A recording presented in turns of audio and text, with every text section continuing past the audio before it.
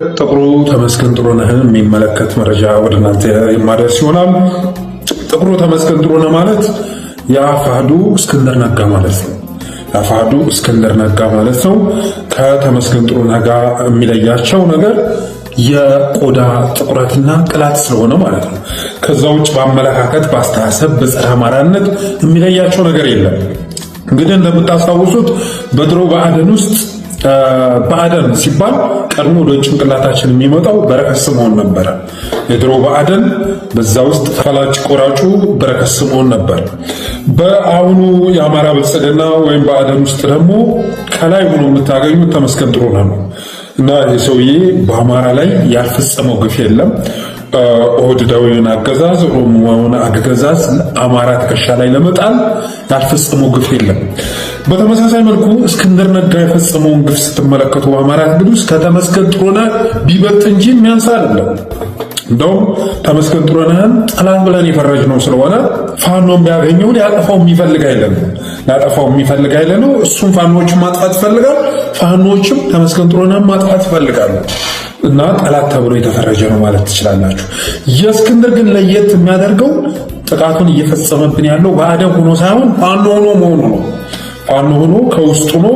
ትናንት ለህዝብ የሚታገል መስሎ ነው አሁን ህዝቡን እየታገለ ያለው።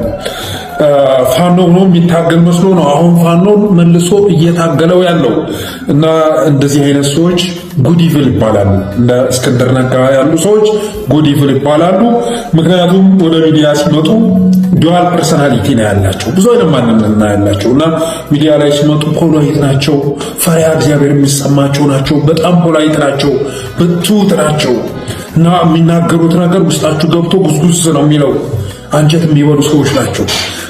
አካላዊ እንትናቸውን ስትመለከቱ ራሳቸውን ለህዝብ አሳልፈው የሰጡ ይመስሏችኋል። አካላዊ ገጽታቸውን ይሸውዳችኋል።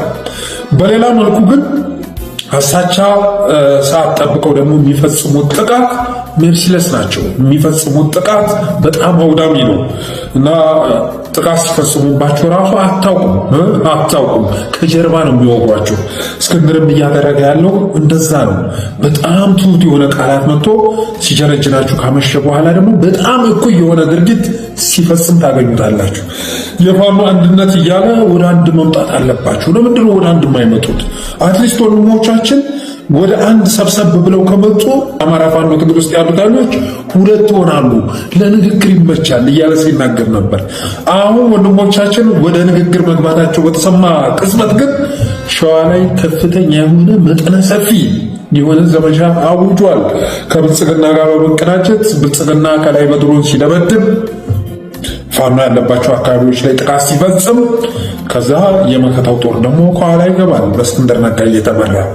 ስለዚህ ያንን አንድነት ለማደፍረስ አሁን ወንድሞቻችን የተሰባሰቡበትን የአንድነት ጉባኤ ለማፈራረስ እና ፍሬ አልባ ለማድረግ ሸዋ ላይ መጠነ ሰፊ ጥቃት ፈጽሟል። ከዚህ ጋር በተያያዘ ብዙ የድምፅ ቅጂዎች እየወጡ ነው። በነገራችን ላይ ወንድሞቻችን ጉባኤ ያለ ፍሬ በተን ዘንዳ በጣም ብዙ የድምፅ ቅጂዎች እየወጡ ነው። በእነ ኢንጂነር ደሳለኝ በመሳሰሉት ሲነገሩ የነበሩ እየተባሉ በኤአይ የተቀናበሩ ሊሆኑ ይችላሉ። ሪሊ ከተጠለፈ ስልክም ሾልከው የወጡ ሊሆኑ ይችላሉ። ብዙ የድምፅ ቅጂዎች እየወጡ ነው። ግን ወንድሞቻችን ይሄን ሁሉ ማለፍ አለባቸው። ይሄን ሁሉ ፈተና ማለፍ አለባቸው እንጂ ብልጽግና በሚለቀው የድምፅ ቅጂ የሚፈራረሱ ከሆነ ይሄ የህዝብ ታጋይ ናቸው ይባሉ አይችሉም። እንደዚህ አይነት ፈተናዎችን ማለፍ ያስፈልጋል። ደጋፊውም እንደዚህ አይነት አውዳሚ የሆኑ የድምፅ ቅጂዎች ሲወጡ ወንድሞቻችን ወደ አንድ እንዳይመጡ የሚያደርጉ ሴራ ያዘሉ ከተጠለፈ ስልክ የተቀዱ ድምፅ ቅጂዎች ሲወጡ እነሱን መከላከል ያስፈልጋል፣ መመከት ያስፈልጋል። በዛ ሰለባ መሆን አያስፈልግም። አንድ የድምፅ ቅጂ ስናመጣ ጥቅምና ጉዳቱን መርምረን መሆን አለበት። ባለፈው በነገራችን ላይ አንድ የድምፅ ቅጂ አውጥቼ ብዙዎች ጥያቄ ስታቀርቡ ነበረ። አሳየ መረጃ አለው፣ አሳየ ደርቤ እኮ እንደዚህ ብሎ የተናገረው እሱ መረጃ ስላለው ነው እያሉ የፋኖ መሪዎች ሲናገሩ የሚያሳይ የድምፅ ቅጂ አምጥቼ ከየት አገኘኸው ይህን ድምፅ ቅጂ ብልጽግና ቀብሎ ነው ሲሉ ነበር አንዳንዶች። እኔ እኮ ያመጣሁት ሶሻል ሚዲያ ላይ ቫይራል ከሆነ ከ6 ሰዓት በኋላ ላይ ያመጣሁት እንጂ ያንን የድምፅ ቅጂ በማውጣት ቀዳሚ አልነበርኩም። ብዙዎቻችሁ እንግዲህ ሶሻል ሚዲያ ላይ አክቲቭ ስላልሆናችሁ ነው እንጂ ከ6 ሰዓት በላይ ሶሻል ሚዲያ ላይ የተሸራሸረ የድምፅ ቅጂ ነው ያመጣሁት እና እንዳጠቃላይ አሁንም የድምፅ ቅጂ የመውጣቱ ተግባር ተጠናክሮ ቀጥሏል። ይህም ፋኖ ወደ አንድ እንዳይመጣ ለማድረግ ለማጠፋፋት ነው እየወጣ ያለው። ይህንም መሻገር ያስፈልጋል። ይህም ብዬ ወደ ጥቁሩ ተመስገን ጥሩነህ ስንሸጋገር እስክንድር ነጋ በትናንትናው ዕለት እንግዲህ በሸዋ በአወጀው ዘመቻ ብዙ ወንድሞቻችንን ነጥቆናል፣ አሳጥቶናል። እኔ መቼም እስክንድር በአማራ ትግል ውስጥ የፈጸመው በደል እንዴት እንደሚወራረድ አላውቅም። እሱ ወደ አማራ ትግል ከገባ ጊዜ አንስቶ ነው እንግዲህ የተለያዩ ክፍፍሎች እየተፈጠሩ ያሉ፣ መጓተቶች እየተፈጠሩ ያሉ። በተለይ ደግሞ አፋሕድ የሚባል ድርጅት መስርቶ ከመጣ በኋላ የራሱን ድርጅት እዛ ውስጥ የተደራጁትን ፋኖ ሽባ ከማድረግ ባለፈ ወንድሞቻችንም ላይ የፕሮፓጋንዳ ዘመቻ በመክፈት ምድር ላይም እንደዚሁ ጦርነት በማወጅ የብልጽግና ዘመቻ ቀላል እያደረገለት ይገኛል። አንድ መታወቅ ያለበት ነገር ግን እስክንድር ነጋ ፋኖ ትግል ውስጥ ከገባ ጊዜ አንስቶ በፋኖ ትግል ላይ ካደረሰው ጉዳት በላይ በራሱ ስብዕና ላይ ያደረሰው ጉዳት የትየለሌ ነው። እስክንድር ነጋ ራሱ ስብዕና ላይ ትናንት የነበረው ታሪክ ላይ ወደፊት ሲሞት ስሙ የሚታወስበት ታሪክ ላይ ነው የተረማመደው። እንደዛም ሆኖ ግን የፋኖንም ትግል በመጉዳት ረገድ ትልቅ ስራ እየሰራ ነው ያለው። ትናንት አገራዊ ምርጫ ሲደረግ እስር ቤት ሆኖ ተወዳድሮ ነበር። እዛ ምርጫ ላይ ብልጽግና ምርጫ ላይ ባልደራስን ወክሎ እስር ቤት ሆኖ ተወዳድሮ አገዛዙን ሊያሸንፍ ማለት ነው ሊያሸንፍ ተወዳድሮ ነበረ። ብዙ ጊዜ የሚሰራቸው ካልኩሌሽኖች በሙሉ እኮ ውድቅ ናቸው። ስለምንወደው ትናንትና እሱ የሚሰራውን ነገር ስለማንመረምር ነው እንጂ እስር ቤት ያለ ሰው ብልጽግና ጋር ለምርጫ ውድድር ሲቀርብ ምን ያህል የአገዛዙ ጋሻ ጃግሬ መሆኑን የሚገልጽ ነበረ እና ትናንትና እስር ቤት ሆኖ ብልጽግና ጋር ምርጫ ሲወዳደር ያየነው እና ኤርሚያስ ለገሰን ምክትሉ አድርጎ ሲሾም ያየነው የታዘብነው እና ሰናይትን ያህል ሰናይት በአሁኑ ሰዓት እና ቤቶ ኪቾ ጋር ላይ እየሰራች ትገኛለች እና ብዙ ጸረ አማራ ጸረ አዲስ አበባ የሆኑ የአገዛዙ ሰላዎችን በሙሉ ሰብስቦ ባልደራስ ውስጥ አስገብቷቸው ነበረ። ከዛ በኋላ እዛ ትግል አለ ብለው የገቡ የአዲስ አበባ ልጆች እየተለቀሙ ተገለዋል፣ ተሳደዋል፣ ታስረዋል። ሰላውንም ታጋውንም አንድ ድርጅት ውስጥ አካቶ ማለት ነው። ተመሳሳይ ነገር ነው እያደረገ ያለው እስክንድር። ትናንት ባልደራስ ላይ እናደረገው ሁሉ አሁን ወንድሞቻችን በአፋሕድ ውስጥ ተደራጅተው አገዛዙን በመታገል ፈንታ ወንድሞቻቸውን እየታገሉ ነው። ሲፈልግ ያስበላቸዋል፣ ሲፈልግ ወንድሞቻቸው ጋር ያጠፋፋቸዋል። ይሄን ነው እያደረገ ያለው እስክንድር ነጋ። በሱ የሚመራ ዘመቻ ብልጽግና ላይ ተግባራዊ ሆኖ አያውቅም። እስክንድር አፋሕድን ከመሰረተ ጊዜ አንስቶ ጎንደር ላይ አንዳንድ እንቅስቃሴዎች ቢኖሩ ሸዋ ላይ ግን መከታው ከብልጽግና ጋር ከተዋጋ ዘመን አልፎታል። እሱ የሚዋጋው እነማን ጋር ነው? እነ አርበኛ አሰግድ ጋር፣ አርበኛ ኢንጂነር ደሳለኝ ሲያስብ ሸዋ ጋር፣ እነ ፊት አውራሪ ባያለባቸው ጋር ነው እየታኮሰ ያለው። ብልጽግና ጋር አንድን ጊዜ ተታኩሶ አያውቅም እስክንድር ነጋ። አሁን እየተካሄደ ያለው ሸዋ ላይ እየተካሄደ ያለ ዘመቻው ዋና ዓላማው እንግዲህ ድርድር ላይ ዳውንት በተነጋገሩ መሰረት ምቹ ሁኔታ መፍጠር ያስፈልጋል ተባብለው ተነጋግረዋል። አሁን ምቹ ሁኔታ እየፈጠሩ ነው እስክንድር። ትናንትናም መስፍን ከፍ ያለው ከአብዱ ሁሴን ጋር ሲነጋገር መደላድል መስራት አለብን፣ መደላድል ይሄ ዜና ወደ ውጭ ከመውጣት በፊት መደላድል መስራት አለብን በማለት ሲናገር ነበር።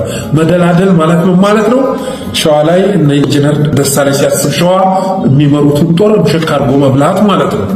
በተመሳሳይ መልኩ ጎንደር ላይ ተመሳሳይ ጠላት አጋጥሟቸው ተመሳሳይ ትርኢት አጋጥሟቸው ወደ ትግል ሜዳ የገቡ ጓዶችን አቦድኖ ማጠፋፋት ማለት ነው።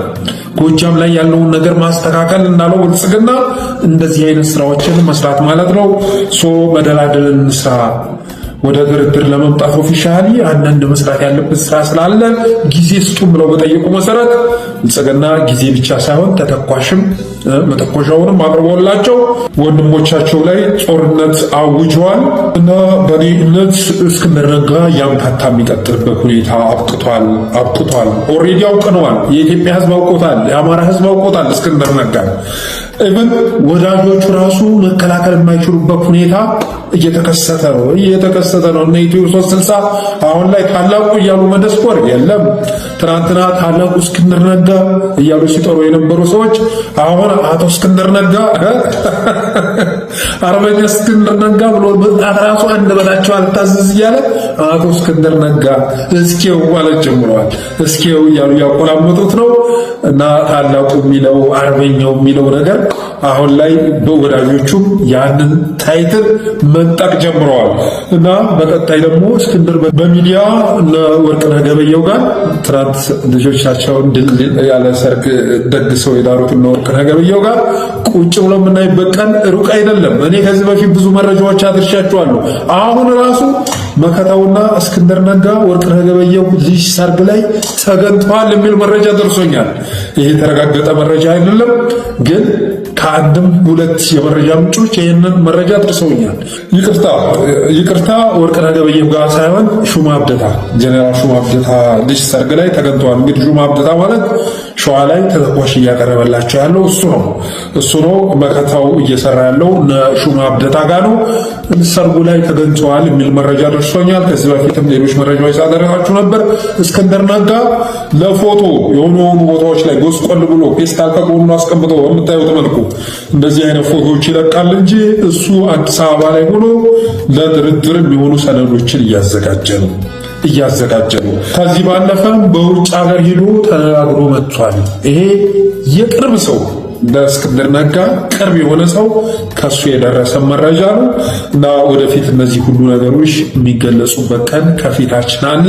እስከዛ ድረስ ግን እነ እስክንድር ብዙ ጉዳት እያደረሱ ነው። ሸዋ ላይ ባለፈው አንድ መረጃ እንዳደረስኳችሁ ሸዋን መቆጣጠር አለብን። የኢትዮጵያ ሪስክ ካምፑም ይህን የእስክንድርን ፕላን ደግፎታል።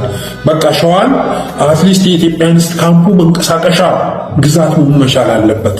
ስለዚህ እዛ ጋር ያለውን ብሔርተኛውን ሀቀኛውን ፋኖ ድምጥማጡን ማጥፋት አለበት ተባብለው ተነጋግረው ለዘመቻ ገብተዋል። እነ ኢንጂነር ደሳለኝ ሲያስብ ሸዋም ተተኳሽ የላቸውም፣ ምንም ነገር የላቸውም፣ የበጀት ድጋፍ የሚያደርግላቸው የለም እና በእኔ እምነት መከታውም ግዙፍ ጦር እንደሚመራ የሚካድ አይደለም። ሸዋ ላይ ግዙፍ ጦር ነው ያለው መከታው።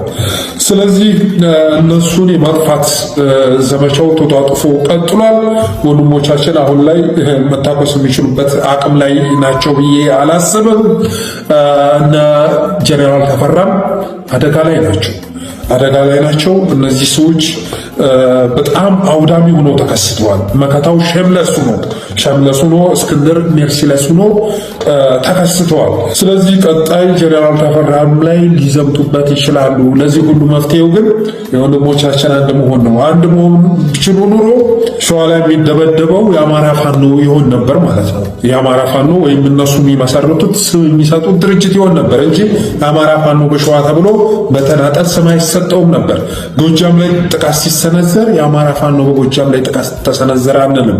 ጎንደር ላይ የአማራ ፋኖ በጎንደር አንድነት ላይ ጥቃት ተሰነዘረ አንልም ነበረ። ሁሉም ቦታ ላይ የሚጠቃው ወንድሞቻችን የመሰረቱት ድርጅት ይሆን ነበረ። እንደዚህ አይነት የጥፋት ዘመቻ ሲታወጅ በጋራ መከላከል፣ የተተኳሽም የመረዳዳት የመተጋገዝ ሁኔታ ይኖር ነበር። ያ ባለመመስረቱ የተነሳ ሸዋ ላይ ኢንጂነር ደሳለኝ ሲያስብ ሸዋ የአማራ ፋኖ በሸዋ ዋጋ ከፍሏል። ስለዚህ ከዚህ ሌሰን በመውሰድ ወንድሞቻችን በየትኛውም የድምፅ ቅጂ፣ በየትኛውም ሴራ፣ በየትኛውም ኮንስፓሬሲ ጉባኤያቸው ሳይደናቀፍ በድል መቋጨት መቻል አለባቸው። የአማራ ተቋም አዋልደው መውጣት አለባቸው። የአማራ ተቋም ሳያዋልዱ ከከሌ ጋር ልሰራ ነው፣ ከክልል ዘልዬ እንትና ጋር ግንኙነት ለመሰረት ነው የሚለው ነገር ሁሉ ተረተረን ነውና በቅድሚያ አንድነታቸውን አጽንተው መውጣት አለባቸው ማለት ወዳለሁ። በተረፈ በትናንትናው ዕለት እነ እስክንድር ነጋና አርበኛ መከታው ባካሄዱት ጸረ ፋኖ ዘመቻ ደስታቸውን ሲገልጹ የነበሩት የብልጽግና አክቲቪስቶች ነበሩ። ያልተገደሉ አርበኞችን ተገደሉ፣ ያልተማረኩን ጭምር ተማረኩ በማለት ዜናውን በጣም ኤግዛጀሬት አድርገው በማቅረብ ማታ ትንታኔ ሲሰሩ ነበረ እና እነ እስክንድር ነጋ እንግዲህ ወንድሞቻችንን የመቱት ወንድሞቻችን ላይ ያዘመቱት ዲሽቃ ተኳሾቻችን ሻለቆቻችን በማለት ሲጠሯቸው የነበሩ ካሰላ ካምቦ የመጡ የኦሮሞ ቄሮችን ነው ማለት ይቻላል። እነዚህን ነው ያዘመቱባቸው። በውስጥ እንግዲህ የሚያስተላልፉት ጸረ አማራ የሆነ ንግግር ለጆሮ የሚቀፍ ነው። በነገራችን ላይ የእነ እስክንድር ፋኖች ካምቦ፣ ካሰላ፣ ከፍቼ፣ ከሰላሌ አምጥተው ያስገቧቸው የሻለቃነት ማዕረግ የሰጧቸውና የብሬን ተኳሽ ያደረጓቸው በውስጥ የሚሳደቡት ስድብ አማራነትን የሚያንቋሽሽ ስድብ በጣም ለጆሮ የሚቀፍ ነው እና እነዚህን ብሬን ተኳሾች በመጠቀም ፋኖቻችን ላይ ዘመቻ ከፍተዋል። ያም ዘመቻ ማታ በብልጽግና አክቲቪስቶች እና ቶኬቸው እነ ቴዎድሮስ የሰሜን ወሎ ማለት ነው ርዕስ አድርገው ሰበር ዜና አድርገው ደስታቸውን ሲገልጹ ነበረ እና ያ ዘመቻ በመከላከያ የተመራ ይመስላችሁ ነበር። ደስታቸውን ስትመለከቱ እነ ሹማ አብደታ ፋኖ ላይ እርምጃ ወስደው ፋኖ ድል አድርገው የመጡ እንጂ አፋዶች ፋኖች ላይ ዘምተው ያካሄዱት ዘመቻ አይመስላችሁም ነበር እና ዛሬም በተመሳሳይ መልኩ ጸረ ፋኖ ዘመቻ በሸዋ ምድር ላይ ተጠናክሮ መቀጠሉን የደረሰ መረጃ ያመለክታል።